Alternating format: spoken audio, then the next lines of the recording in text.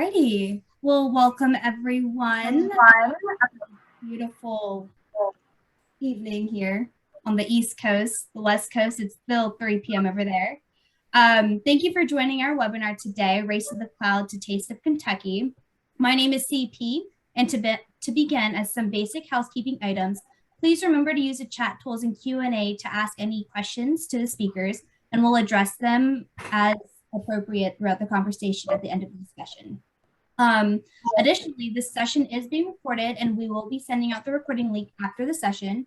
With those small housekeeping items, let's get started. To begin today's session, I'd like to introduce our first speaker, Colin Bunker, who is our cybersecurity director here at Presidio. And Colin, I am passing it off to you. Ooh, let's see if I can share. Yeah. There you go. Look at that. I can share. That is amazing. Let's see if I get my deck out properly. I'll probably show everybody my presenter's version first. Does that look right? Slides look great. Woo! Awesome. So yeah, I'm Colin Bunker. I'm the cybersecurity consulting director for the Western United States for Presidio. I've been at Presidio almost 3 years. A couple of those years I spent in region, and more recently, I've been at a national level working with our cybersecurity consulting team. I'm excited to be here today to talk to you a little bit about Presidio's security. To understand Presidio as a security provider, you have to understand where we've come from. We have a long history as a network integrator, database integrator. Guys, I'm just asking them. Seats because they're coming around taking orders for dinner. We want to make sure everybody gets. And then everybody, if you could mute yourself.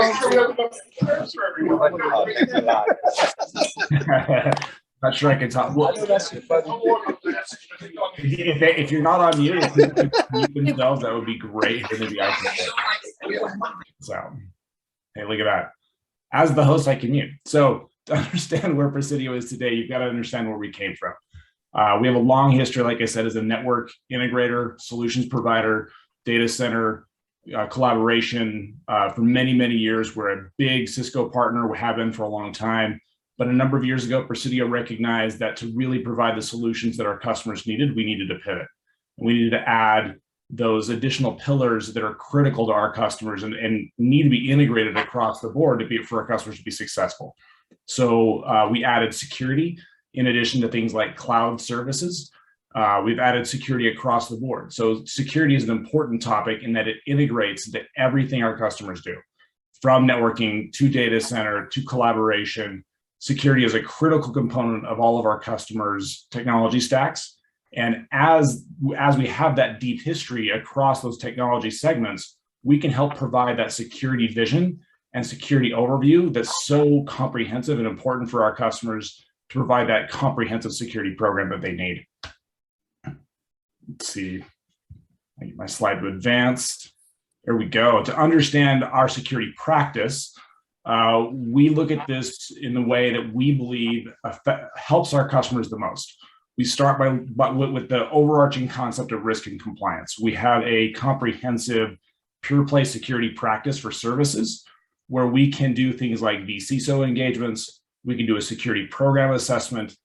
We prefer to start with our customers and start at a high level and really understand where you are in your security maturity, where your security program is, help you identify the gaps in that security program, help you identify where you can take your security posture to that next level.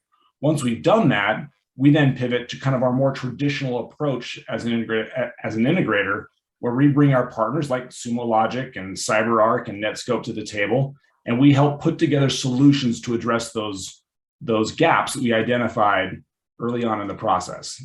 We have many security engineers across the organization. We leverage our network engineers, we leverage our data center engineers, and we come in a combined way to not just provide a piece of security, but provide a more integrated approach and a more integrated solution for our customers.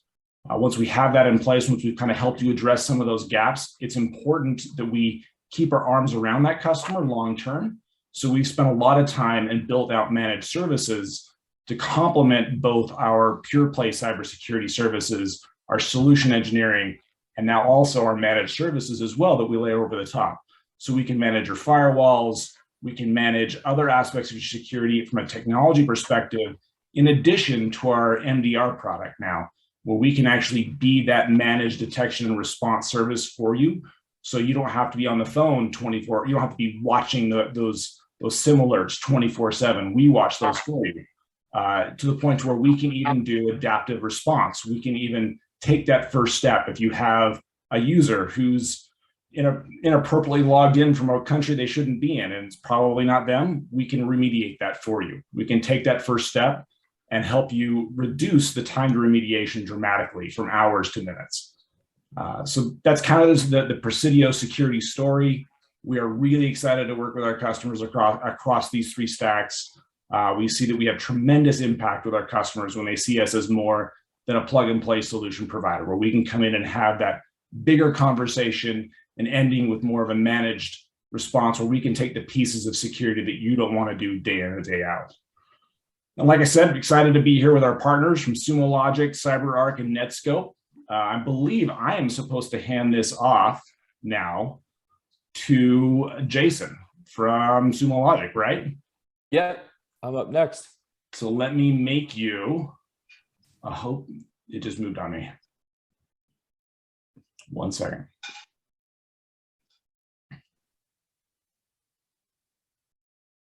Sorry, Jason, got to find your name in the list here. The vendor. Yeah, no worries. Make host. You host now, Jason? I am. Yeah, I'm gonna just share a screen here and then I can kick things off. Perfect. Excellent. So actually similar timelines as Colin and his timeline with Presidio. I've been with Sumo Logic for very close to 3 years now. And I'm a product marketing manager here on the security team. I'm going to kind of talk through really quickly here today how Sumo Logic thinks about modernizing security operations for our customer base, as well as how we oftentimes tackle things internally within our own security efforts. So with all that in line, I think there are probably a lot of folks on this call that are familiar with Sumo Logic, and I think Colin also kind of set the stage well for the folks today that will kind of be talking through our various portfolios and security solutions. For Sumo Logic, at the highest level, thinking through how all of the security solutions align, it's really about helping our customers to modernize security operations. And that comes down to really monitoring cloud and application security, being able to really detect and respond to threats, whether it's before they occur and being aware of them, or as they occur, also sorting out what the appropriate response mechanism is for that, as well as really improving scale economics. We have a very flexible credits-based pricing model that allows you to kind of decide which of these solutions is the best match and kind of align that with use cases as things evolve for you as a company over months or quarters. When it comes to multi-cloud monitoring, which is really kind of where Sumo Logic first cut its teeth and then is kind of expanded out from there, it's really in line with, I think, what also Colin touched on is kind of the multi-cloud piece here of, we work with a lot of customers that in some cases are even all three, right? They're AWS, GCP, as well as Azure customers, and haven't gone down the path of wanting to do consolidation efforts. They actually are looking to expand and utilize more cloud offerings. So in line with that, Sumo Logic really allows you to monitor all of your cloud infrastructure and really manage app performance, optimize cloud provisioning, be able to ingest all the right types of data in order to align with that best. From a tool consolidation perspective, so almost going the other way, or what does it look like to start to unify these things? Sumo Logic really allows you to, under one roof, utilize all the security solutions that I'll walk through in a second, but also be able to have monitoring, APM on more the ops side, or just very core logging capabilities for archiving lots of messages and lots of raw data as well. And really sort of reducing training. I mean, we hear so much from our customers. They're trying to really sort of squeeze as much as they can out of their security operations or security engineering teams, and really being able to leverage a lot of very nimble small teams and get the most out of that and build kind of these repeatable processes is a big part of how we think about how we shape our products, our portfolio, our solutions around that. So as I mentioned, that really lines up with the ability to really increase efficiency, operations, of your security efforts. And then I'm kind of going around the horn here, back up to audit and compliance, which I'll touch on in the next slide as well. Of just Sumo Logic itself, I'll touch on here is, you know, I don't have the full list here in today's deck, but I'm happy to provide any documentation if folks are curious that, you know, when it comes down to PCI requirements, or a lot of our customers, for example, work with a lot of government data. So we've recently achieved FedRAMP moderate authorization, just as a quick call out around that. So really at the sort of platform level, we offer all of the kind of core compliance requirements based on what our customers' needs are. And this will dovetail into the next piece here, which is when I think about, when we describe audit and compliance within the scope of Sumo Logic solutions, as I mentioned, there's always going to be the sort of platform compliance and the requirements within that. But then additionally, we really help our customers to accelerate their compliance efforts, have a more cohesive approach to compliance management by way of the continuous intelligence platform, really being able to use out-of-the-box content to, for example, build out a lot of, the core 12 PCI requirements are all there ready to go, regardless of which data sources you're looking to work with. We have a ton of out-of-the-box app catalog content that helps you to do that and really accelerate your audit seasons for that. So, and secondly, cloud security monitoring and analytics is really core to what our continuous intelligence platform offers. So from a security monitoring perspective, it's really about the ability to monitor and detect, active security threats as they're occurring or before they're occurring in some cases, and really being able to have that broader view or lens into what's occurring. But then security analytics allows you to go a lot deeper and really pivot out and get granular and pivot out on specifically, IP level, network level, database level data, and actually set the filters accordingly to match with that. So moving on, so the sort of two on the left are more focused on continuous intelligence platform, but then if we also get into, Cloud SIEM and Cloud SOAR, which I think is incredibly relevant for kind of the folks on the line today, our Cloud SIEM really helps to accelerate investigation efforts and really triage alerts and detect those threats. So you'll see some crossover. Detection really is true for all four of these in a lot of ways. But investigation really becomes the core of what Cloud SIEM allows you to do as you kind of filter down all the right signals and insights and better understand where the focal points need to be based on these visualizations so that you can really ensure that your investigations are done very efficiently. And then and most recently, by way of acquisition, we brought in a Cloud SOAR product, which is very much integrated through our open integration framework, not only with the core, our core security offerings, but also with our technical partners, some of whom are on this call as well. So Cloud SOAR has really allowed us to build out this playbook approach for customers that have a little bit more advanced security operations approach and want to be able to have these kind of very automated and orchestrated approaches and really drive that kind of core SOC efficiency that I kind of touched on earlier, but in this very tangible way of what does it look like to have these repeatable successes and actually have investigation workflows or response or remediation workflows that align best with sort of the core philosophy of how your team is looking to improve security posture. So we'll just close out quickly with, see if I can. Sorry, Jason. If everyone can please mute themselves, we'd greatly appreciate that. Thank you. Cool. Yeah, I just went ahead and muted there. So yeah, and just final slide here. I'll just close with, for folks that maybe are less familiar with Sumo Logic, we have kind of, generated this new software category, this concept of continuous intelligence, which is really all encompassing of not just security, which I've focused on today, but also observability offering really focused around efforts for DevOps or site reliability engineers. We have over 2,300 customers today, 900 plus employees globally, 100,000 active users, and more than that sort of log in actively and are really utilizing the platform to improve their security operations. 1.7 exabytes of data analyzed every single day. So just a massive amount of data, and we're constantly scaling up with our customers to align with their use cases. And just a lot of customers that we really enjoy working with and feel excited to learn more. Also, we're constantly accepting in customer feedback and driving product improvements with Visa, Salesforce, Australia Post Alliance. So a lot of really exciting customers that we get the chance to work with. So yeah, I'll kind of close on that. Thanks so much, folks. And I'm going to pass the baton over to Mike Rolfs, I believe. Appreciate that, Jason. That was awesome. Yeah, thanks so much, Mike. You should be host now. Enjoyable. And with that, Jason, I'm going to ask you to do me a solid, buddy. Can you see my screen? I can see it. Awesome. Okay, excellent. Hey, like Jason said, my name is Mike Rolfs. I'm the solutions engineer with CyberArk, primarily handling our partners and our channel folks. Okay, so I'm going to kind of dig into our portfolio here, our product stack, so to say. And you know, if you've known CyberArk at all, we've been around for roughly 20 years now, or maybe a skosh over. And when I talk to people about CyberArk, they always, you know, hey, we know you guys, you're that PAM tool. Well, you know, we're a little more than PAM now, as you can see. Though we have taken that PAM mindset, that security mindset, because we are a security company first here at CyberArk. And what we've done here is over the years, we've added some products, we've built some products, right? And so I'm going to go ahead and just start off to the left here with our access pillar here, okay?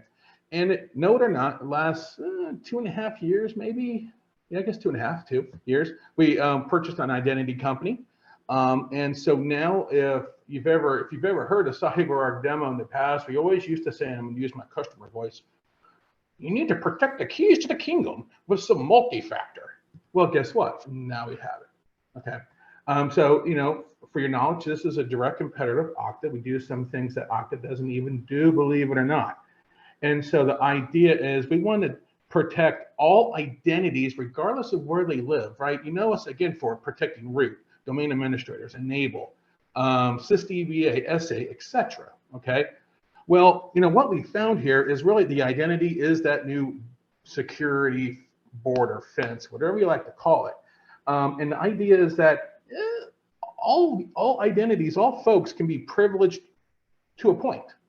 And I use myself in this example, I have access to Salesforce in my environment, okay?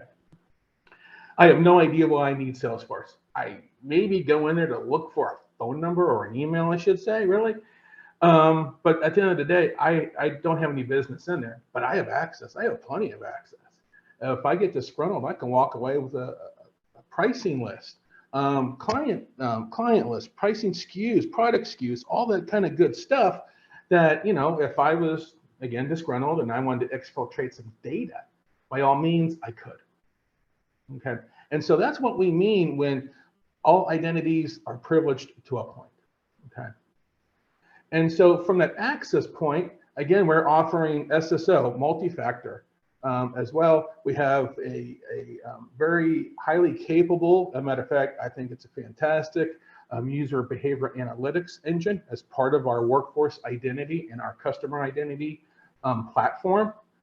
Also, you know, we're not resting on our laurels here at CyberArk, so we've only had this product a little time, and we've already made a bunch of strides to it. One of those strides that you won't find anywhere else is what we call secure web sessions.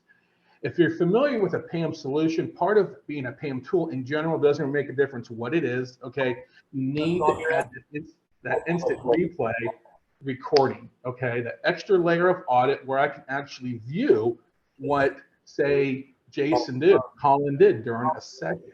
But we've taken that mentality and we've placed it at that workforce identity layer. So now, hey, I can build a policy around anybody who needs to access maybe my HR system, or maybe needs to access, you know, Salesforce, like I mentioned. So creating a policy, what it allows me to do, then I create that policy. Now I can record what my end users are doing in a highly risky application, perhaps. I can also then send that to Sumo Logic, right? Where I can raise alerts, send those events off, let people know, hey, Mike is doing something suspicious here. And so with that, we're also getting a keystroke log, which makes that entire video, that log, right, contextually searchable. I want to see if Mike's touched the bank account information for a particular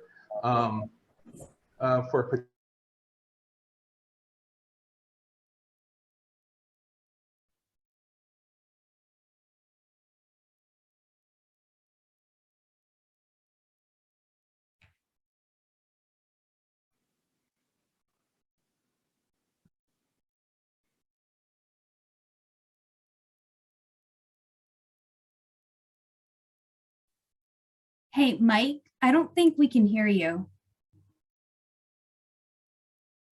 Oh my gosh, you missed the best part. You left off with the bank account use case, just for your reference. Okay, thanks. I was trying to mute some noise that I was hearing. Okay, so oopsie. So what I can do is, again, what I was mentioning, and thank you, Jason, for catching me up, is that whole log, that whole video file. I can search it contextually. A video doesn't do me any good. No one's ever going to watch a whole video. Okay, it's just that we all got better things to do. So I can search on that, see where, hey, maybe Mike jacked with someone's bank account, routing numbers, etc. And I can go ahead and send that. I can raise an alert and send that to Jason, right? I can send that to Sumo Logic, and they're going to take care of it for me. Now, I know they're going to contact people. Now, with that, I'm going to shift gears into the privilege area, right? This is our bread and butter, and we're going to go and hit these 4 tiles above that. Now, I'm going to start with Endpoint Privilege Manager. Just like the name says, it has to do with the endpoint. Nothing tricky here, except for how we protect the endpoint, right? So unlike an EDR, unlike an next-gen antivirus, okay, all fantastic tools and all part of that defense in depth methodology, okay? But we do it a little different, right? Unlike your EDRs and stuff, I don't need a signature file. I don't need to have someone reported a vulnerability before, okay? Quite frankly, to me, those are a little reactive, and we actually integrate with a lot of those fantastic tools. Again, we need to have that layer there, but we take a more proactive stance. What if I go ahead and remove the need for a local administrator off my workstation? Day one, okay? Note or not, most of your malware, I'm talking malware, not ransomware, okay? Malware needs that local admin right. I need to download an exploit kit, which I don't need administrator, but maybe to run my exploit kit, I do need local administrator. Maybe I want to dump the LSAS, right, and get a privileged hash, right, and move laterally within the environment. That's what the bad guys do. So our endpoint tool, well, I remove the need for local admin right day one, and then I can give you back those rights or those applications that you need as part of your job, because maybe you need to run these as local administrator occasionally, but I don't need everything. So what I do is I can give back those rights in a granular fashion through policy, okay? Heck, maybe Colin's my network guy and he needs access to the network adapter on these laptops and he needs to do X, Y, and Z. Takes an administrator right. But he doesn't need an administrator to the whole system, does he? So I give him granular access to the local network applet on the laptop. He can do his job. He's no wiser that, hey, I don't have local administrator, okay? So we want to take those away and give them back very granular. We also have built-in ransomware protection in our endpoint solution. We also then have credential theft capabilities. We also have defense deception capabilities, where what we're doing there is we're going to add some bogus accounts maybe into that local administrator group. I call it putting some bait in the bucket, right? And then we can actually see if someone picks it up and track what they do. And then I can send those to who? Jason, right? Jason can watch this guy go, oh my gosh, someone's been infected. We can see this. We see what they're trying to do, okay? Now, next in this arena is our vendor privileged access manager. Okay, this solution is a VPN-less, just-in-time, agent-less methodology to give your vendors, contractors, heck, even remote employees access to a specific privileged credential. Okay. Now, this solution just works with our PAM solution. Okay, so you're not going to go ahead and have your folks use our vendor PAM solution for other solutions. But again, if I have contractors and vendors that I've hired to do DBA work, etc., well, instead of them giving them VPN access, right? And then this is something that's always kind of blown me away with this, because I didn't think of it at first. I've done tons of POCs around our solutions here, and I had somebody tell me, well, Mike, so I have a vendor come on, I can provision that vendor through your solution and give them access to a particular privileged credential. We're like, yeah. So I don't have to set them up in Active Directory. Oh no. Better yet, I don't have to deprovision them, do I, Mike? No, because it's just in time. We're going to deprovision them when their time is up.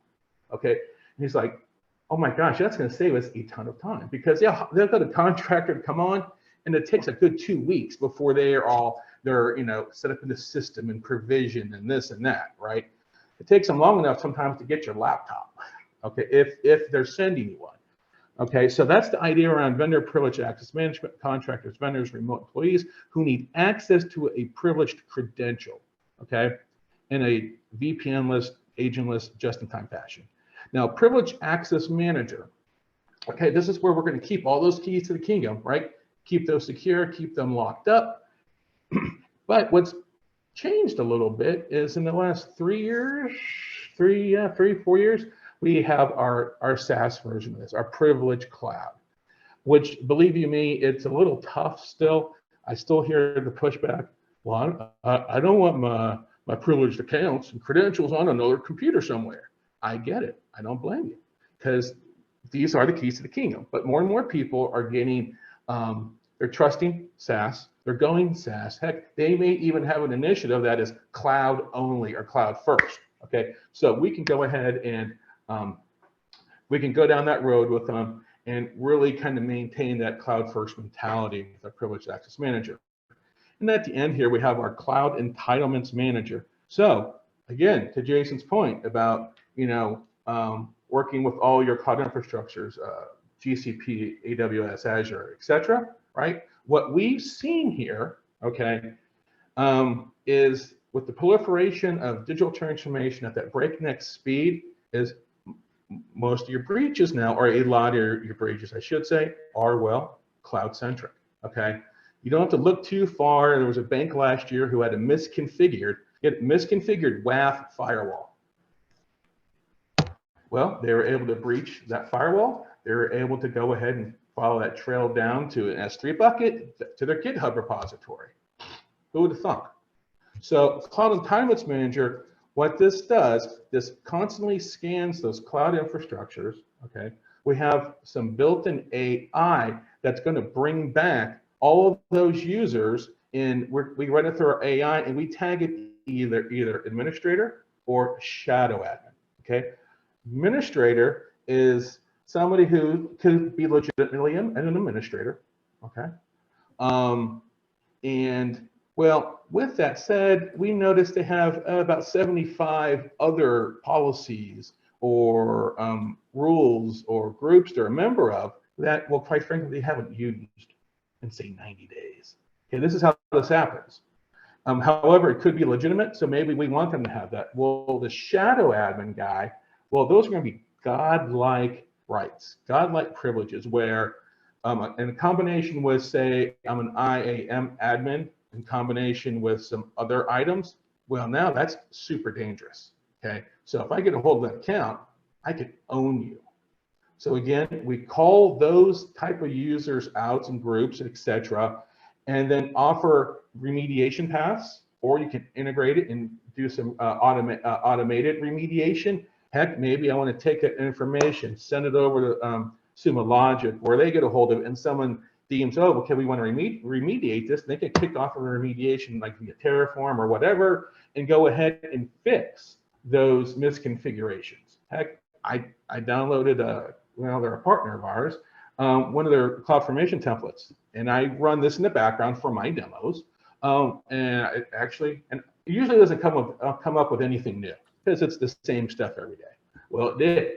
And I looked, and I had an S3 bucket that was wide open and had public on it, that this CloudFormation template created, unbeknownst to me. Okay, so those are the type of things it's going to pick up.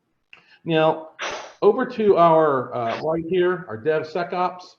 We have a couple different buckets here, right? We have our secrets manager, Conjur Enterprise, and our secret manager, credential providers. And I like to think of these two in terms of velocity, right? So Conjur Enterprise is going to be that true DevOps solution, meaning that, hey, I can serve up, I don't know, 5,000 secrets a minute, right, for all those ephemeral processes and CI/CD pipelines and workloads, okay? However, though, what it's going to do, well, we got this handy vault over here. Why not leverage it and store those secrets in there? And so when we manage the secrets, right, we can rotate them, and then our code can pull the secret from our vault. Okay. Plus, then we get all sorts of reporting and usages. So we have a lot of auditability behind all of our DevOps processes. And then lastly, our credential provider, like I said, in terms of velocity, this is not going to do 5,000 a minute, okay? Our credential provider is mostly for, hey, I have some hard-coded scripts, right?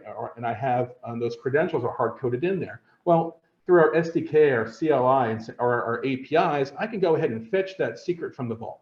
So what was before in clear text is now secure, rotated, and managed, okay? Also then, solutions like Rapid7, Qualys, Tenables, okay? They'll scan the environment with a privileged credential. And again, it's a little risky. I can dump the memory of whatever it just scanned, pull out that hash, and then I have a privileged hash where I can move laterally. So we have a lot of those solutions have built-in integrations with us where they can fetch that secret before they run a scan. Okay, and then once it's finished, it rotates it, and then when it needs it again, goes to the vault, grabs it, and runs it. Okay. And so with that, I'm going to go ahead and close up with some items here on our CyberArk website. Again, feel free to hit our try buy page and do a free trial of our software, Endpoint Privilege Manager, and our Vendor Privilege Access Manager, etc.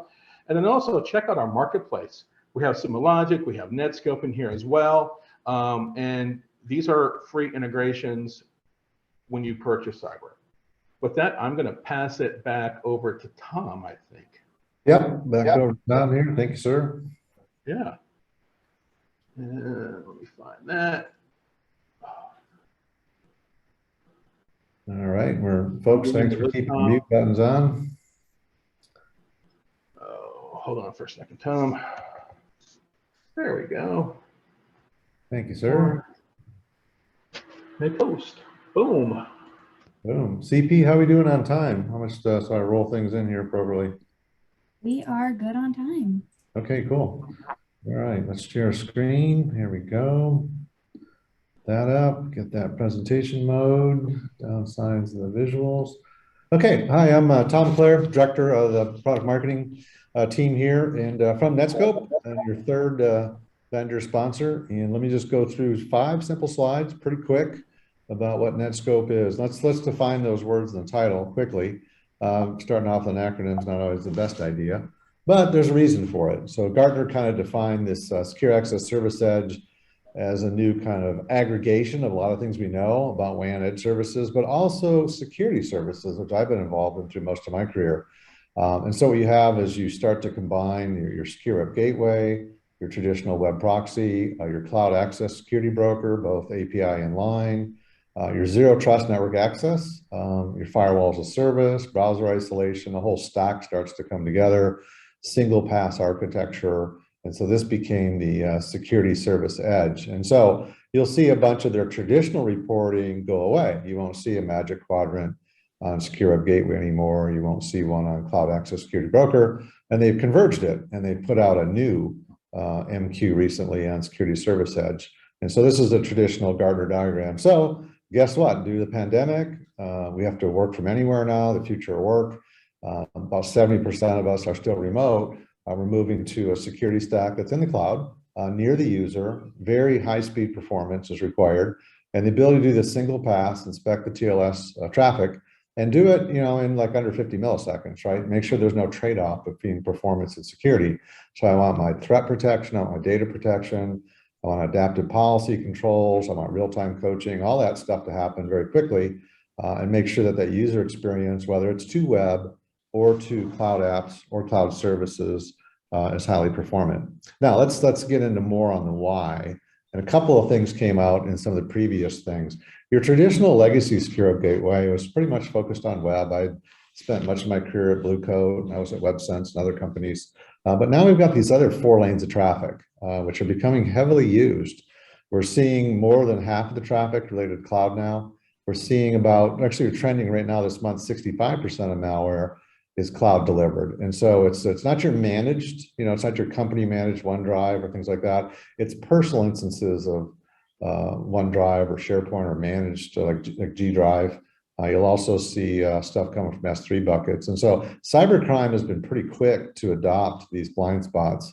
So you might see something come in with a fake login form that's hosted on G Drive. You might see a malware chain going through using some S3 buckets.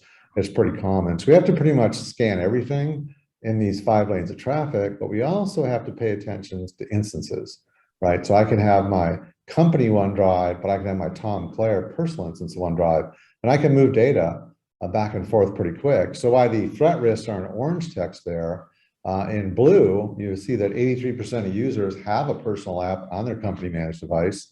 Average person moves 20 company files on their company device to their personal storage, which is a pretty good question there. About half of our apps have a poor rating. Average middle-sized companies, a little over 800. Bigger companies will have thousands of apps. And so we've got a lot of cloud adoption of apps and cloud services by business units and users, and this continues to grow. The growth rate's around 20% per year. And so cloud's representing a significant portion of cyber terrain. And Gartner's reacted and said, okay, we've got to kind of get all these lanes of traffic in one point, and they came up with this SASE, SSE, Security Service Edge type architecture. It kind of started in 2019, where saw it kind of take off. The surveys all happened last year, and now we're about 2-3 years into this whole thing developing into a pretty high growth recognized market space. All right, so we ended up being a leader. We filled out everything and did all our stuff. Netscope has always been known for very strong data security capabilities. We can see insiders moving data from the company storage to personal instances. We see a lot of that unknown, unapproved data movement. We can also coach users in real time. We can offer safer alternatives to high-risk apps. We get rid of app deduplication, security posture management as well across that environment. And again, we offer a very strong SLA. We have on TLS encrypted traffic, we have to 50 millisecond SLA. So we'll round trip the user to and from the web or the SaaS, full inspection and everything in 50 milliseconds. So we're currently running 55 different data centers around the globe. We're about the 5th largest private network out there. And so we put over $150 million the last couple of years building out all these data centers, and have peering with typically your Amazons, your Microsofts and stuff in every data center. And so we're kind of new in this space. You'll see a lot of traditional vendors in here as well. Things are kind of moving in this cloud direction. Still have a lot of people with hybrid networks, so it is a journey. The SASE is an architecture, SSE is a consolidation. Zero Trust itself is another process evolution you go through. So this market is new. You'll see it continue to advance, and we're one of the leaders in the pack. So the business value, without getting all the different technologies, we really want to give you the agility, the cost reduction, and the risk reduction, right? That's our value. We want to give you that user experience, speed to market, data-driven decisions with these adapted policies, so you can make contextual decisions about what's happening with the data sensitivity, what's the status of the endpoint, what's the user risk, other environments like that. And for cost reduction, well, if you move to cloud, if you take out your appliances, your legacy appliances, you move to a single policy, single platform, single client, there's a lot of optimization there. It can be pretty significant, and a lot of businesses, quite a few detailed case studies on that. And from a risk reduction, you can see the 85%, one of the strongest areas, is to come in and look across those 5 lanes of traffic and go ahead and do the threat protection, do the data protection, and create better digital citizens through these adaptive policies, through this real-time coaching. And so the case studies are pretty strong. There's deeper economic workshops and stuff we have on this to show you the business value. And of course, we can always go all the way into the technologies and all the details you need. But for this short summary, just wanted to give you the high-level values of why people are looking at Netscope and what we provide for that environment.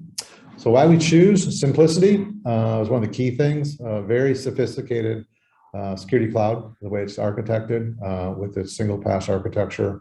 The fast user experience is very important. A lot of networking folks really, when they learn what we did, a guy named Joe DiPaolo came over from AWS. He's the guy that kind of built out AWS, and he and his team have built out the Netscope security cloud with these 55 different data centers. And I think they peak out about 15% capacity, then he fires up another one.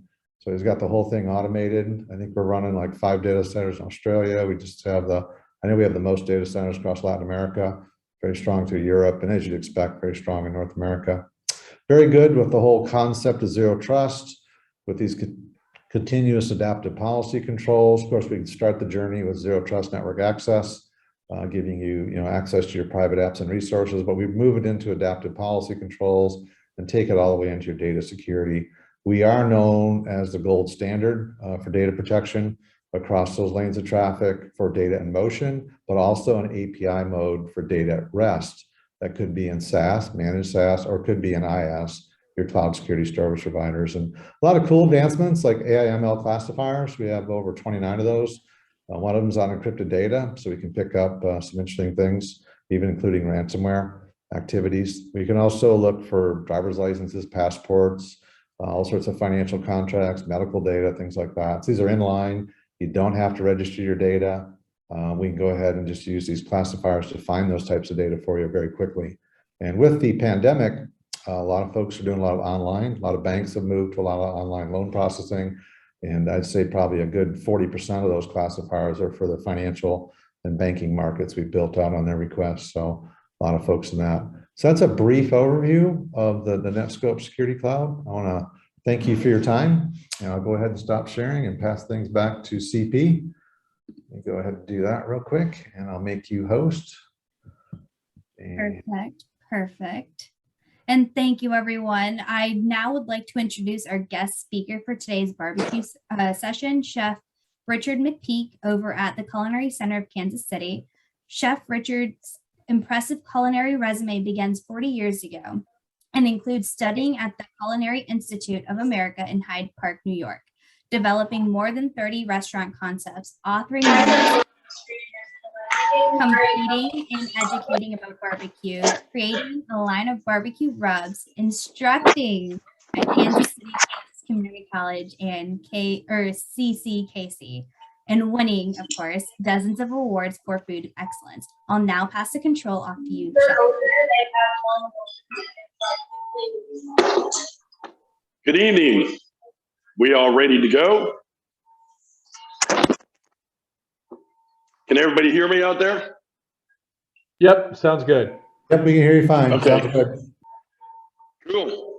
So what we're going to do is get a little crash course in doing a pulled pork. Pulled pork's probably one of the most rewarding meats that you can do in barbecue. Definitely in a contest, it's one of the main categories. And then I'll talk a little bit about making a sauce and making a barbecue rub itself.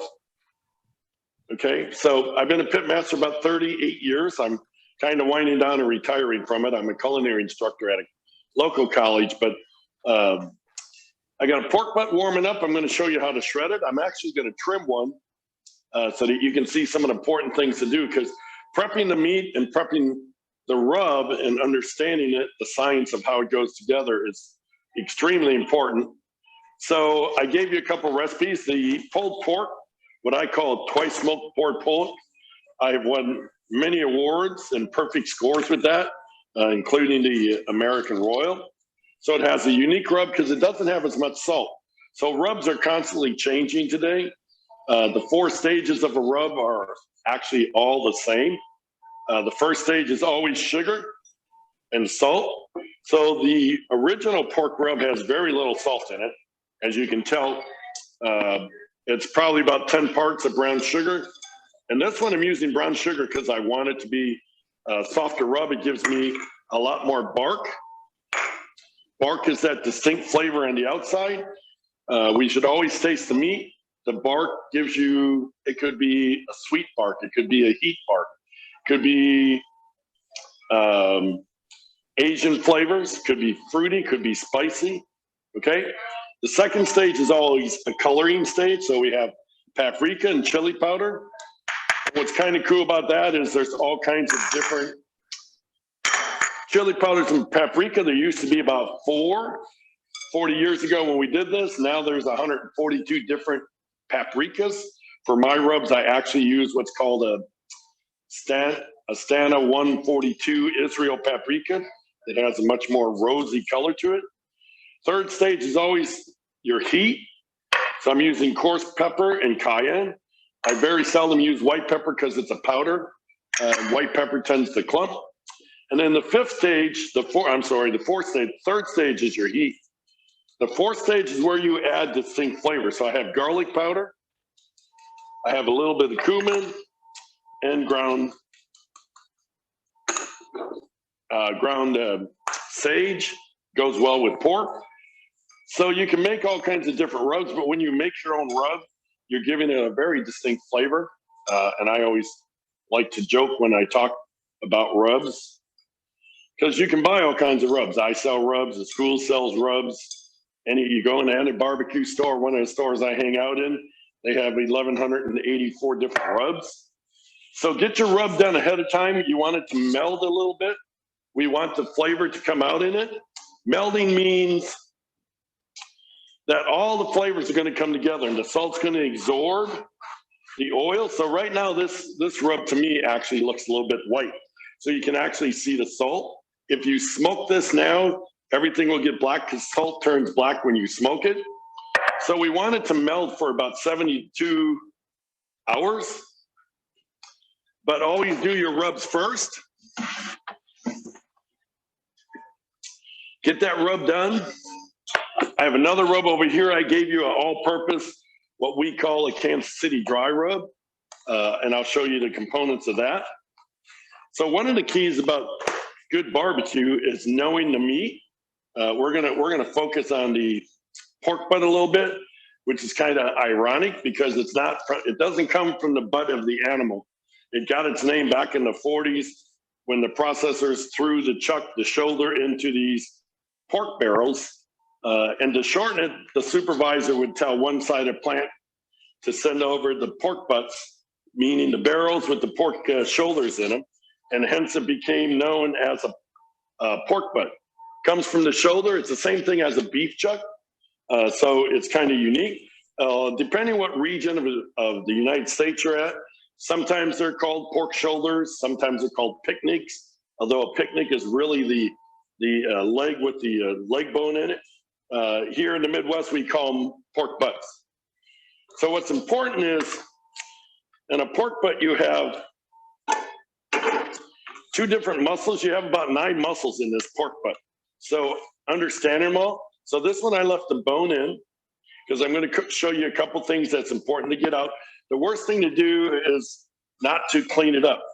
So on the meat side, the shoulder side where the bone's at, so the shoulder bone is right here. Okay, if you just lay back the meat, I always ask people in class if you take these out. So right underneath this bone, because it's close to the heart, these are all arteries. In fact, there's a little bit of, it will be hard to see on there, but right there is a big artery that's full of blood. So we want to clean these out. The more you clean up the meat, okay, so you can see a little bit of blood right here, and then there's an artery here, there's an artery there, and there's a big artery right there. So most people don't realize it's there. So if they don't clean it up, you're actually going to pull your pork and put all those. So this is all full of arteries all through here. So the more you clean it up, the better your pork is. We're going to develop a lot more. I'm going to move my trash can over here. So underneath the blade bone is all the arteries and vessels that take the blood to and from the heart. So if I go opposite the bone, over here, there's a little flat side, and these are where veins are. So I'm just going to clean that up a little bit, and I've done it a lot, so I know exactly where they are, but I'll just take this all out. These are full of little veins, like varicose veins. Again, they're logged with blood. Anywhere there's blood that's going to stay in the meat, you can get a funky flavor. So real easy, got it all cleaned up. All the arteries are gone. The veins are gone over here. And now we can just take that rub we had, okay? Remember, once you touch it, you contaminate it, but what I want to do is work the rub into the meat and just sprinkle it. Now, it's called a rub because a lot of people tell you you need to rub it in. You really can just let it sit on the meat. Now, this pork butt, I would do ahead of time, minimal 4 hours out, and actually up to about 12 hours. and just get it all ready to go. Put a heavy coat on there. What's going to be unique about this is when it's all done, it will start getting wet in the refrigerator. It will start to absorb some moisture out of the meat, which is what we want. Okay, I'm going to get that out of the way. So we'll just let this sit. Normally I'd put it in a bag, a lockable bag, or just saran wrap it, cover it up. I let it sit for about minimal 4 hours up to 12 hours. There's not a lot of salt in here. So the more salt you put into your meats, the saltier your products are going to be. But plus salt is a preservative. In the old days of the Vikings, the Portuguese sailors, who were the best sailors in the world, they packed all their food in salt because it preserved food. It drew out moisture, which took out the bacteria. So the more you put salt on, remember when we're doing barbecue, we want the barbecue meat to taste like it's supposed to. Pork should taste like pork. If it gets too much salt on it and it starts to cure, it's going to end up actually tasting like ham. So we want to stay true to that flavor. I'm going to grab some saran wrap real quick and show you how I would do this at home. Put it in a pan. You can wrap it in saran wrap. Keep it covered up so it doesn't dry out. Okay, we put that in the refrigerator.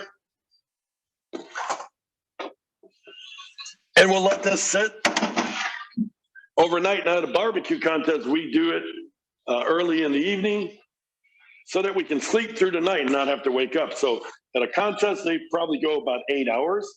At home, you can do it an hour out, but usually I'll do it 4 hours out. Again, not a lot of salt. If I increase that salt, like this second rub that I'm going to show right here, and we'll talk about this a little bit, has more ingredients. This is the KC rub that I put in your book. So over in the first stage where it's sugar and salt, you'll see that I have celery salt, garlic salt, kosher salt, and onion salt. So if anything on this board or anything in this recipe becomes salt, move it into the first stage. If this was garlic powder, I'd put it over here. Garlic or onion and anything that's not salt. So if I went to powders, I would put it over here. Anything over here becomes a salt, and I put it into the first stage. If you have salt here and you have salt here, your rub's going to get way too salty. So we want to really control that. Over in the fourth stage, we want it to be more powders than anything else. So that rub I gave you in the book, this is turbinado. So the first rub I did with the pork, I used brown sugar. Brown sugar has molasses in it, and it's very soft. The reason I do that is I want the rub, the bark, the pulled pork, the butt itself to get a really, really thick bark, which is what was my trademark when I did pork. So the brown sugar helps that. When that butt is ready to go in the smoker, when you see on the recipe, put it in the smoker, and you're going to put a light covering of brown sugar on top of it. So we're giving it a double dose. This one you use in turbinado sugar. I like to do my ribs and pork a little bit higher, like at 250. Sometimes I'll finish it at 275. So turbinado has the highest melting point before it burns. Brown sugar burns really fast. Table sugar burns second, and turbinado takes the longest to burn. So when you want to go at high temperatures, go with turbinado sugar, which is sugar in the raw. You can buy it in any grocery store. This one's onion salt, celery salt, garlic salt, and table salt. So this rub's going to have much more of a salt impact, but in ratio, it's still, the first rub was about 8-to-1 sugar to salt. This one is almost 60-40. Still more sugar, but it will be a little bit saltier. And when we get into ribs, that will actually flavor the meat a little bit.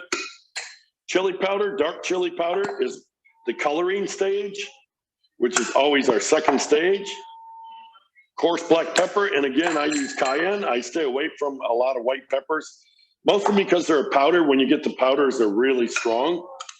So the best way to mix these at home is just put them in a Ziploc bag, lock them up, keep some air in them, and just shake them up. Give them 72 hours. So if I was going to do some ribs today, So I got some ground sage, I got some mustard powder, some cumin, and some ground thyme. So when we mix these up, this one was lemon pepper. I used, oh man, powder's got into my throat. Lemon pepper I use more as a seasoning than a lemon pepper. Be careful which one you buy, they get very, very lemony. So I'm gonna show you as we make this. So Vicki, if you can come up close real quick. So this is a freshly made rub.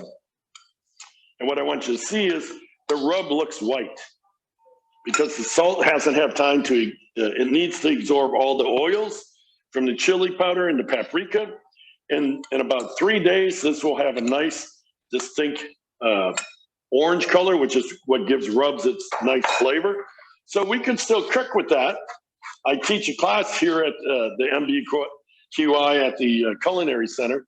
And I tell them up front, the morning of, their barbecue is going to come out darker because the salt will absorb smoke and it actually starts to turn black. So when we get a rub made, we just want to take time to make sure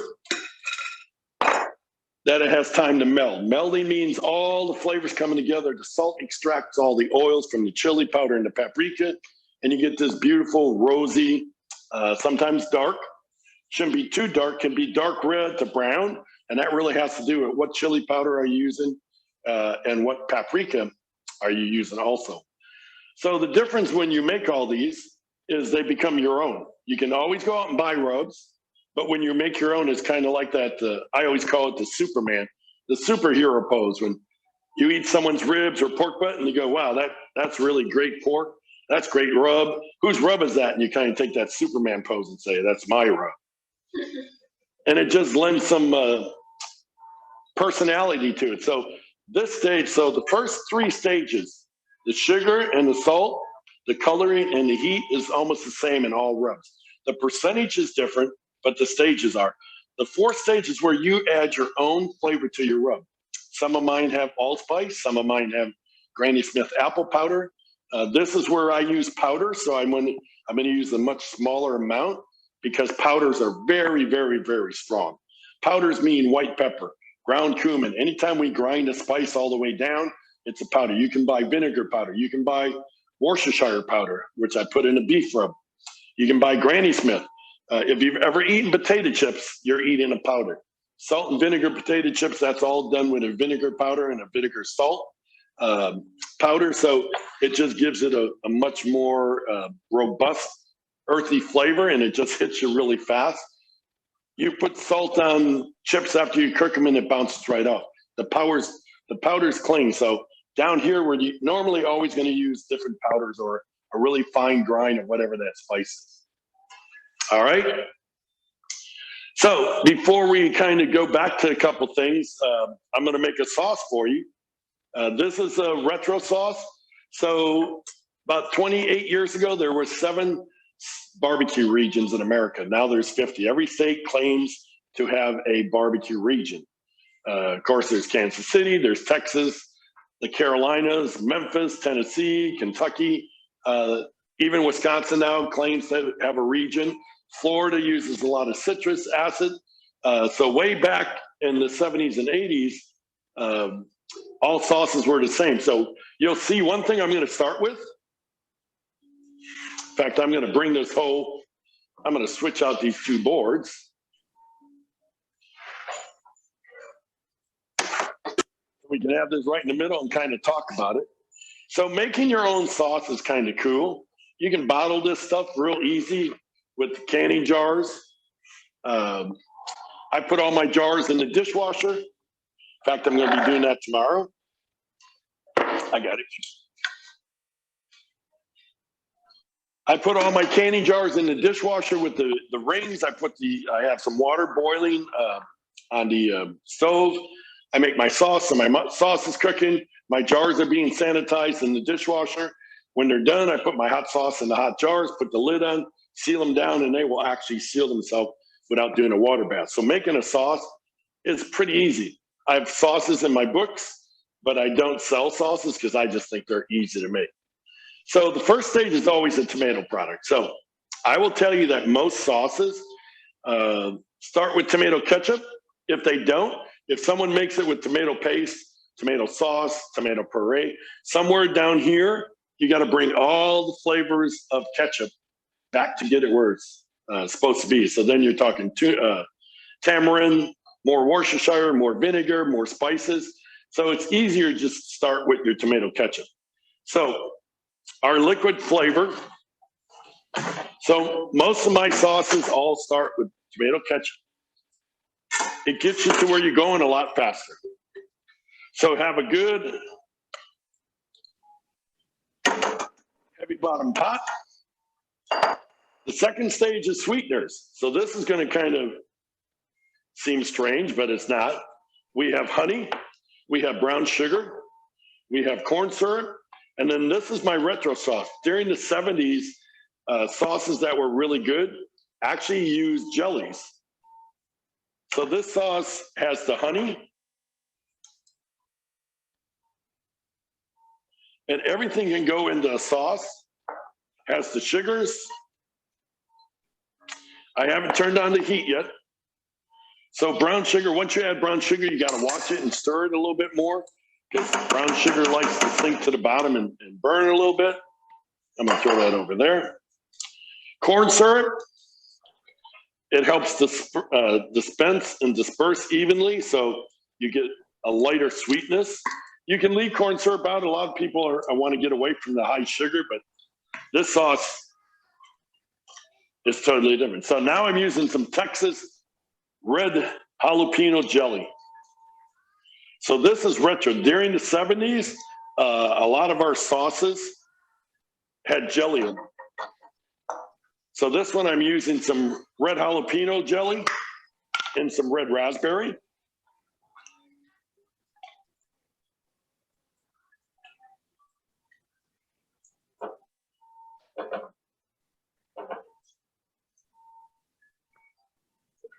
And that's my sweeteners. So it's a little unique because that kind of went away, but now it's become really big again back in the year 2000. We're doing a lot of different jellies. Can you all still hear me out there? Yep. Yes, Sounds we good. can. Okay, I heard some whispering. I didn't know if the sound was going out. So here's the next cool thing. The next stage of the sauce is flavored liquor. Senior moment. Liquids. I wanted to say liquor. So I use pineapple papaya and they're in nectar. So that's one of my fruit juices I put in here. This makes a really nice, what I call a zesty piquant. It's a really nice kick, spicy barbecue sauce. It's great on pork. It has Worcestershire in it. But what I do is, so things don't lump and we don't waste, it has dry mustard. So I've added my Worcestershire in my bottles because I hate wasting food. I put my mustard in, just shake them up. The dry mustard can lump, so we want to make sure that we get it mixed up really, really good. And the other thing it does is it gets all the ketchup out of the bottle so we don't waste any ketchup.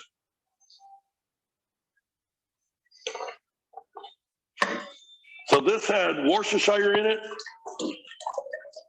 It had the white vinegar in it, all the other flavored liquids. I put the dry mustard in there to mix it up really good. This dry mustard can lump. Then we're going to start to activate and get everything together. The jellies and the sugar will dissolve. You don't really have to worry about it too much as we put heat to it. You can already smell the flavor. So this one takes some shallots. I like the little kick of the sweet onion. A little bit of hot sauce. I call that a little bit. That's why it's called zesty. We have some of our favorite barbecue sauce, some more chili powder, some coarse black pepper, and some salt to bring it all together. We're going to whisk that all together. Now, every single This, I would tell you, is not a Kansas City barbecue sauce. This is my personal barbecue sauce. This is what I competed with for a long time. Helped me win many different awards.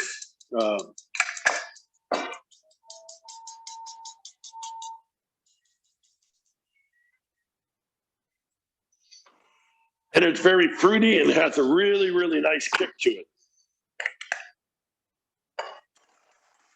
So we'll get this out of the way. So I used my secret sweetener is red jalapeno jelly and red raspberry jam.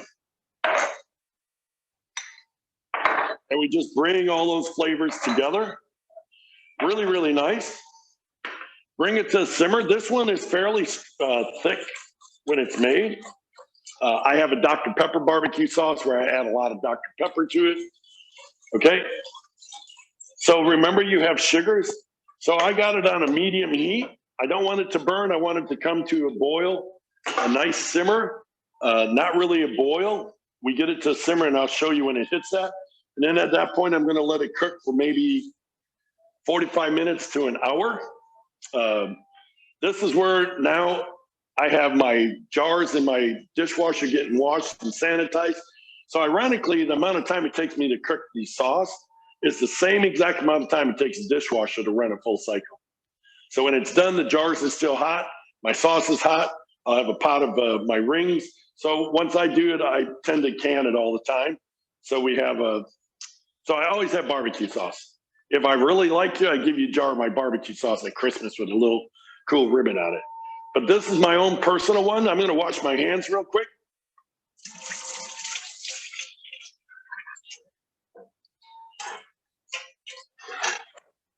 So one thing I hope you learned real quick. Now, I did have things pre-measured, but making your own rub is how you give barbecue its own flavor, your own distinct flavor. Making your own sauce. You can go out and buy all kinds of sauces and rubs. KC Masterpiece had great sauces when they were around. They're still around. They're owned by Clorox now. They're in the grocery stores. But when you make your own rub and your own sauce, you're giving it its own identity. Just make sure it's good. So if your friends have it, they rave about it and don't drive home and talk to each other how bad it was. Okay? So rubs are fun to do. So I'm going to tell you real quickly, when you're eating barbecue, no matter where you eat, I don't care if you're eating in Texas, the Carolinas, you should always be able to taste the meat, which means if I'm eating loin back ribs and spare ribs, they're both pork, but they both have a little bit different flavor. I should identify chicken breast from thigh meat, burnt ends from sliced brisket. So the protein should always stand out. The rub should complement it. The rub is what gives us that barbecue bark, gives us that really nice, true, beautiful flavor that we have all the time. And then the last thing we should taste is smoke. So if you're tasting smoke first when you eat barbecue, I would tell you my professional opinion, that is over smoke. We want everything from rub to sauce to smoke to complement the meat itself and not to overpower it. So we got our sauce already simmering. We got our pork butt done and trimmed up. So I took out the veins and the vessels. Those are all on the bone side of the pork butt, as they call it. It's really a chuck. That is no different. What I just showed you would be the same if you were doing a mutton shoulder, a lamb shoulder, a veal shoulder, or a beef shoulder. It's all beef chuck. Comes from the same region and area. All right. So when we're doing barbecue, this became really new, but it's actually really old. How many, I don't know, I won't be able to see a show of hands, but how many of you cook barbecue at home? Anybody?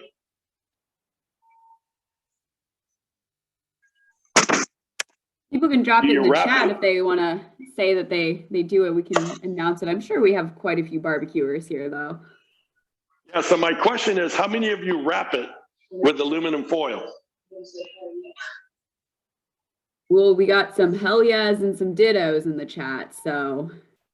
Okay, so if you, I'm going to challenge you all when you do this. When you wrap with foil or saran wrap, I want you to pay attention how much juice you have in the bag when you open it up. That came from the meat, and you're really defeating yourself. This is not new. This is butcher paper, what's called pink paper. Okay, You'll find it on the internet. You'll find it at any grocery store. This is what old pit masters used to do 40 years ago. This is not new. So when you wrap in butcher paper, A, it absorbs the fat, so your meat's not sitting in fat. B, it doesn't let the meat steam, so it's not sitting in moisture, because once you wrap it in foil, you're creating pot roast, okay? And the other thing it doesn't destroy your bark. If anybody's wrapped ribs or pork butts or briskets, your bark turns to mush because the meat is steaming now. It's not cooking out naturally. So you just take some, so peach or pink butcher paper is food safety, has no chemicals. It's not the same as the white paper that you get at the meat market. You don't want wax on it. So it has to be food grade. So typically, if you ask for peach or pink butcher paper, it will be the food grade kind that you want. You can find it on the internet. You can find it any barbecue store in your hometown should probably have it. All right. So this sauce is getting ready to do some simmer. So I believe in your pack, you got some bear claws and you got some silicone gloves. I always call these the little orca things. So I have a pork butt done with the rub that I put sugar on. Okay. You can finish them in the oven. Now, typically I would finish everything in my smoker. I'm going to get some gloves on real quick. And I'm going to take this apart and kind of show you what you should look for. And we'll kind of finish that up. So anyway, while I'm doing it, if any of you have questions, just shout them out. If it works like school, just hit your space bar and talk, and that will unmute your microphone, and I'll be able to hear everybody's questions.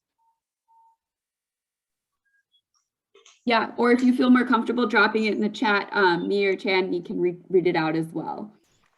Yeah, that'd be fine too. So I use the pan. You'll see no fat, no grease. So this is what's cool about parchment. Parchment absorbs all the fat. Okay. We get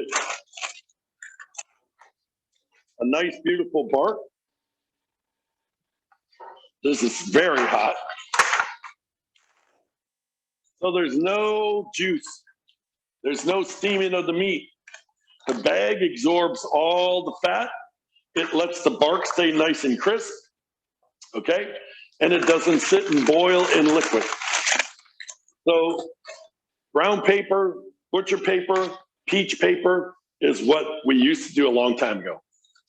Then when you shred this, okay, if your pork butt is done right, so you can see the nice, beautiful dark bark we got.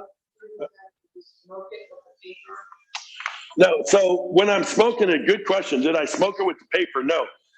Typically, if you're going to wrap a pork butt, ribs, or brisket, a lot of people wrap at like 160 when the meat hits 160 internal temperature. I don't usually wrap my stuff until they're up to about 180, and then I wrap just to finish it. That way they don't get over smoked, and it tenderizes. So wrapping accelerates the stall. The meat at some point, because it's tough, is going to stall and stay at a temperature, and that's what led people to start wrapping. So when it creates steam, it pushes it through. So I wrap this pork butt at about 185. And then I increase my smoker 25 degrees. So I push through the stall using more heat, but I don't wrap to steam the meat. I wrap to finish the meat, and there's a big difference. So if you're wrapping at 160, I would tell you to wait until the meat, especially brisket and pork butt, hit about 180, then wrap it, and then I would kick up your smoker about 25 degrees, and it will finish. Typically, my pork butts and briskets get done in about 8 hours maximum. And I finish them at 250 to 275, but I wrap when they're about my briskets, I wrap at 185. Pork butts, I wrap at 185. Ribs, I very seldom wrap. I don't believe in wrapping ribs, but we want to get this nice bark, but you'll see that it's hard to see, but I can feel it. It's got a nice crispness to it. I didn't lose any of my bark to moisture. And then you'll see, Vicki, you can stay up close if you want. When that pork butt is done, if you have a bone-in pork butt, this is really hot. That bone comes away clean, okay? So for pulled pork, you need to get your pork butts up to 205 degrees. So once that bone comes out, your pork butt's ready to pull. Remember all those vessels and veins that we had inside the meat? I've taken those out. So if you've never took them out, you're all wondering, where do they go? Well, you feed them to people. So that's why I take them out in the beginning. That way I don't have to sit. Otherwise I would have to pull the meat and start looking for it. So the recipe I gave you, you take your bear claws. So they actually made a rule at American Royal that lasted for a while called the Richard rule. Because I pull my pork butt like this, okay, into big chunks. All right, and this is the recipe I gave you. This is the one I won many barbecue with. Pull it into big chunks.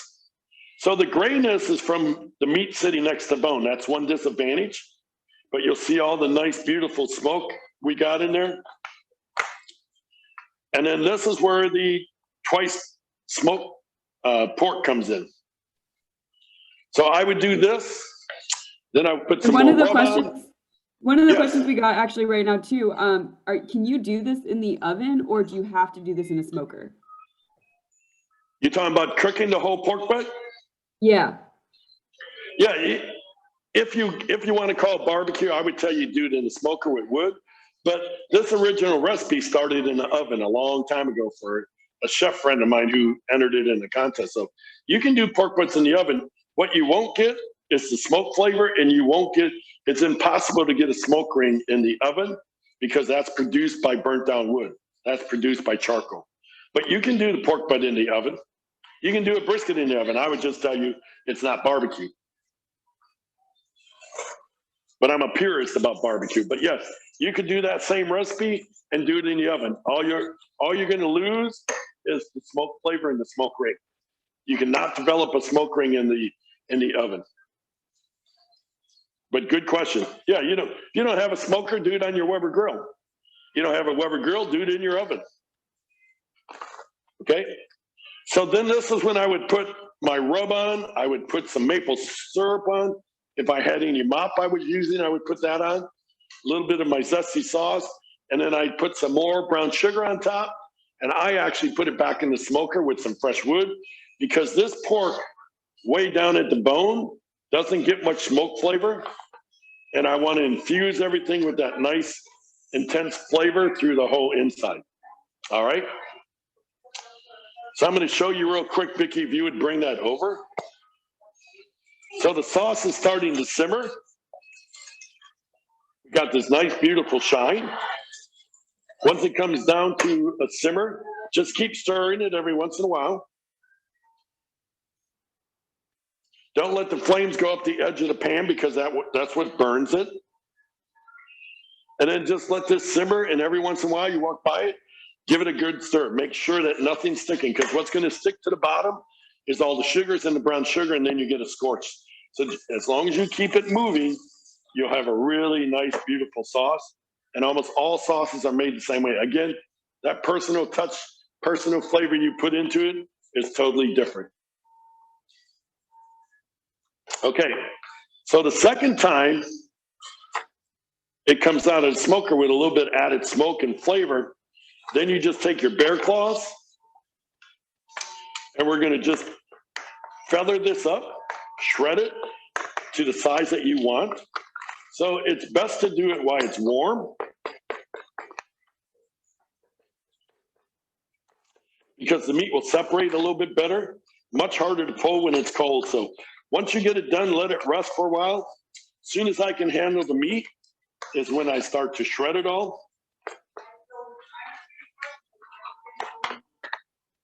So you can take it once it's cool, you can hand shred it.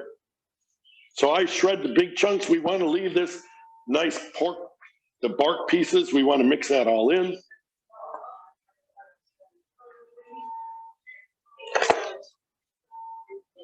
So I'll just take my big pieces, shred them all up. So pulled pork was made famous in the Carolinas. It stretches through everywhere. In Kansas City, we're known for spare ribs and burnt ends. Texas is known for briskets, every region. Everybody does There's barbecue contests now in every state of America. Wisconsin never had none. Now they have one of the biggest ones for people to go and win a state championship. So once that's all done and our sauce is done,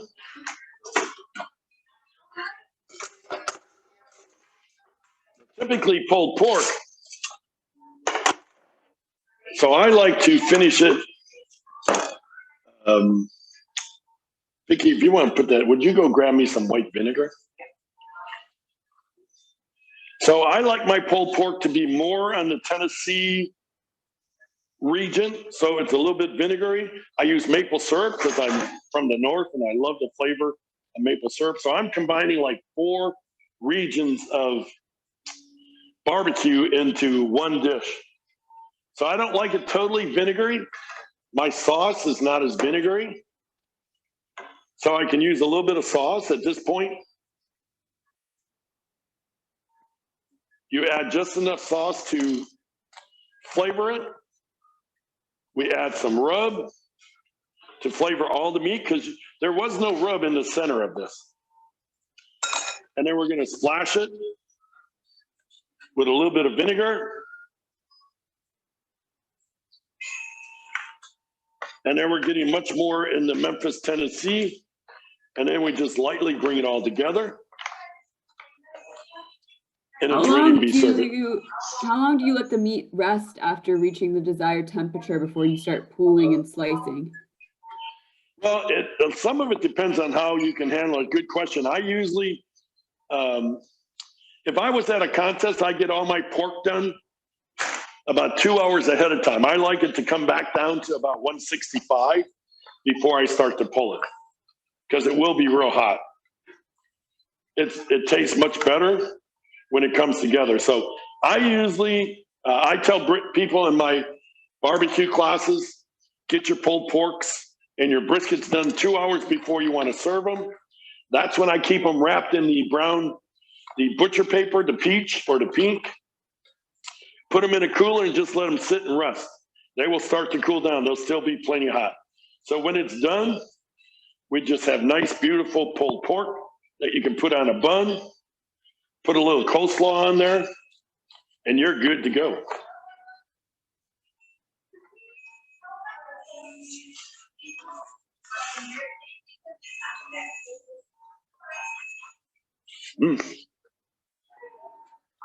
That's the reason I won a lot of pork contests in barbecuing. Has a nice flavor, taste the meat, a little bit of zing from vinegar. Now you could go totally Carolina and put more vinegar in there. I like to kind of go Memphis style. Memphis, Tennessee is still a little bit of body to their sauces. They're not as thick as Kansas City and Texas, but they're not as thin. Carolina has 7 different regions.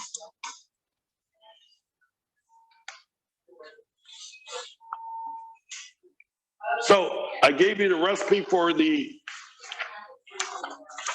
zesty pecan. It has which means that has a kick from vinegar. It has some black pepper in it, some chili powder. Has a really nice sweetness from the jams and the jelly I use. I gave you the KC rub all-purpose. This rub actually came out of one of my cookbooks. It shows you the 4 stages. So all rubs have the 4 stages that we make rubs with, and take them through them. Remember, when you make a rub, it's going to look white until it melts. It takes 72 hours for a rub to melt. So if you're going to make your own rub, just make it, store it in an airtight container, keep it out of sunlight, keep it out of fluorescent light. Amber bottle is better because fluorescent and sunlight kill the spices, the colors. That's why Lowry seasoning salt is on the brown bottle, because it would turn white by the time you use it up.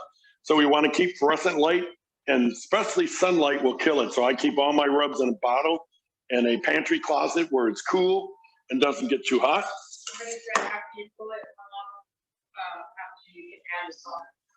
Once you pull it, if you're using the recipe I gave you, which gives you those layers, you can add your sauce while it's still hot. Add your sauce while it's all pulled and coming together, and then you just serve it. Put it in a shaping dish You know, most barbecue backyards, we just put things in chafing dish, or we just set them out and people just eat them.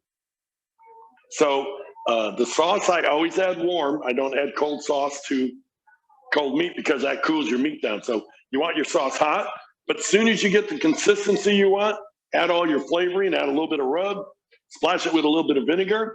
If you make the double smoked, in the book I gave you, the twice smoked, you'll see the finishing flavors right here.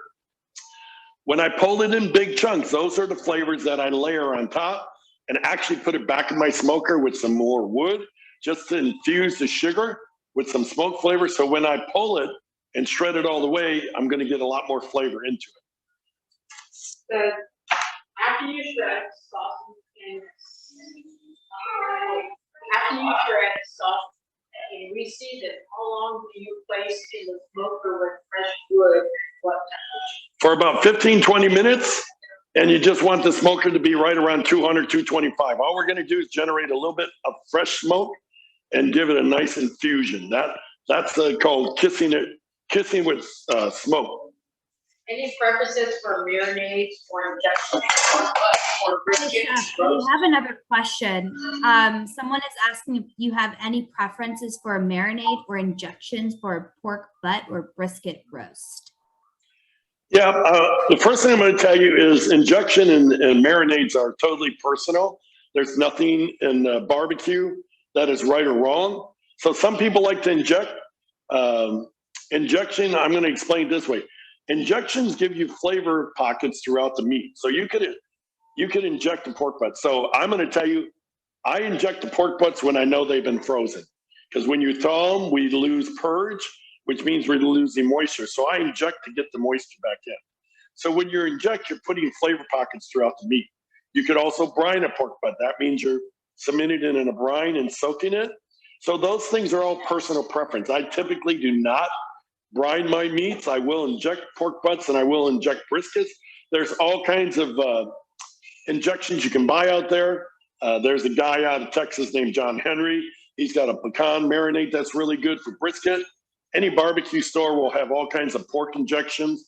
I will tell you that I'm very big on trying to stay natural with foods and not consuming a lot of salt. So if you use a dry injection, if you go to a barbecue store and you're looking for a dry injection, please read the labels because a lot of those things are loaded with MSG and some of them have like 25,000 milligrams of sodium per serving.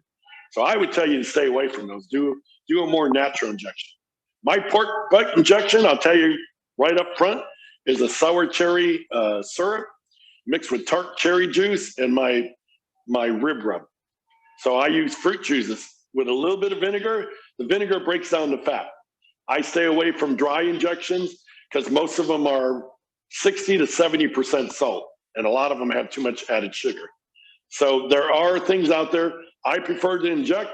I don't brine my barbecue meats. I will brine poultry and fish, but I don't brine briskets and I don't brine pork butts. I inject them when I choose to. But if you got a really good rub, this one was just straight rub the way I did it and just smoked it for 8 hours, and it always comes out good. A good rub will get you where you want to go.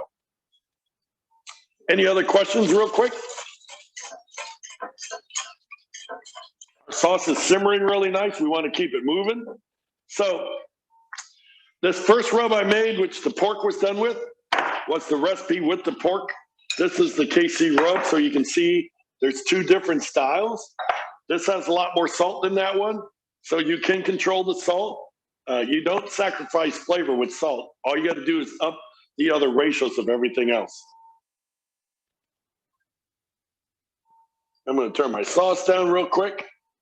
Any tips for different? Hey, Chef, what about, do you have any tips or different approaches for poultry or fish? Poultry is the one that typically I put a good chicken rub on. I do whole birds, but I use a beer can chicken holder or a turkey cannon holder. I will tell you that, like when I do wings, I always brine the wings. Brining brings more moisture to the bird. So when I do birds, I typically will brine them because it gives you 8 to 10% more moisture when the bird is done. When I do seafood, I also brine seafood, but When you want to smoke seafood, you need to brine it, and then you need to air dry it so that you get what's called a pilocell over the fish, which locks in all the moisture. So cold smoking at home is really hard to do. People with pellet cookers like to say they're cold smoking, but that's not true. Cold smoking is done at 79 to 90 degrees. But for seafood, when I want to smoke like a side of salmon, I always brine it, and then I let it air dry for about an hour. It actually gives you a much nicer product. So brining for seafood and chicken for me is always the way to go. You get more flavor. When I do salmon, I do a maple brine, and it just comes out really nice and beautiful. I use that for salmon. I use that for trout. I brine lobster tails. If I'm going to smoke seafood, I'm always brining it. If I do whole birds, I tend to brine. Whenever I do chicken wings and my smoker and my grill, I always brine them ahead of time. They come out 100% better.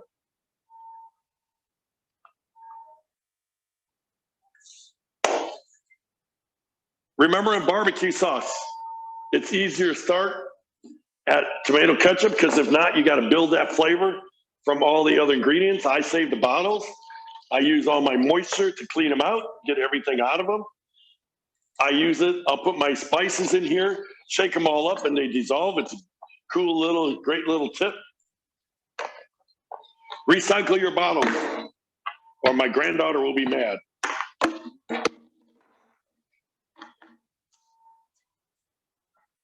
Clean up your meats, clean up your pork, trim your ribs. Always look for arteries and vessels, because you don't want to serve that to people. Any other questions?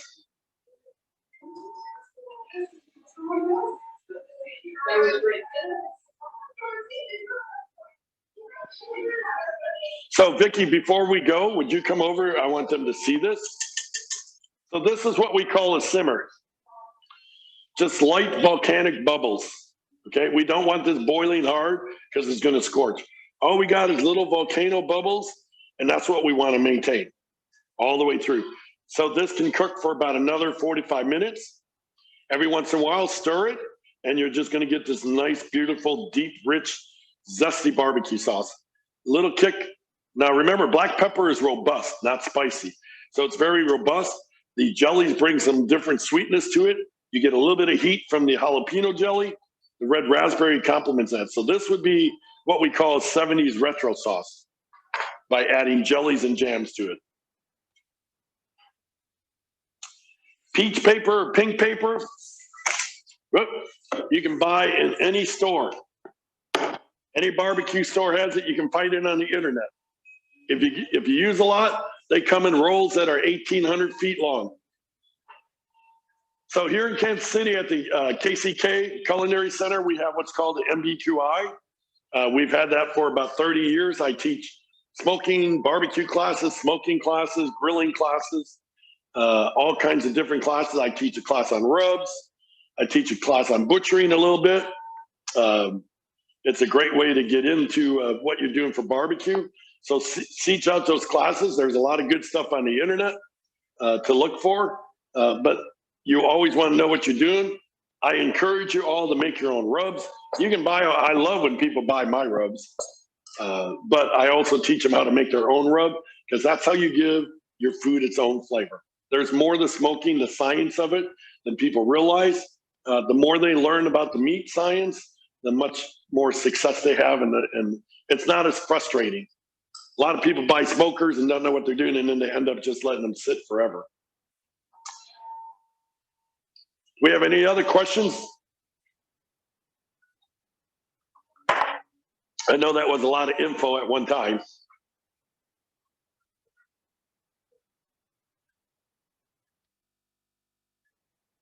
So I'm Chef Richard. Appreciate the opportunity to listen to us talk about barbecue. I've been a pit master 38 years. I'm retired from barbecue now. I'm retired from work. I'm retired from restaurants. All I do is teach kids. I specialize in the high school kids and 9-year-olds. I love talking about barbecue. I've been talking about it for 40 years. It's kind of cool to see all the regions claiming their own little flavor now. And it's bigger than it ever was. And all the contests are back up and running. So appreciate y'all joining us. I go by Educator of Q. You can check me out on the internet. You can check me out through the school and classes. Appreciate everybody tuning in. We'll stick around. If anybody's got any other questions, just get them out there and I'll get an answer for you. Awesome. So thank you so all much for having us. Thank you so much for your time today. Everything looks delicious, but I am a chickentarian, so I will probably try a rub for the chicken. I'm not sure about you all, but it's definitely dinner time here on the East Coast. I will be sending out a recording with the recipe here in the next day or two, along with all of our speakers' emails and their contact information. If you have any other questions, please feel free to reach out. And thank you for joining us today. And we look forward to seeing you at our next virtual event. Thanks all. Thank you all. Be safe.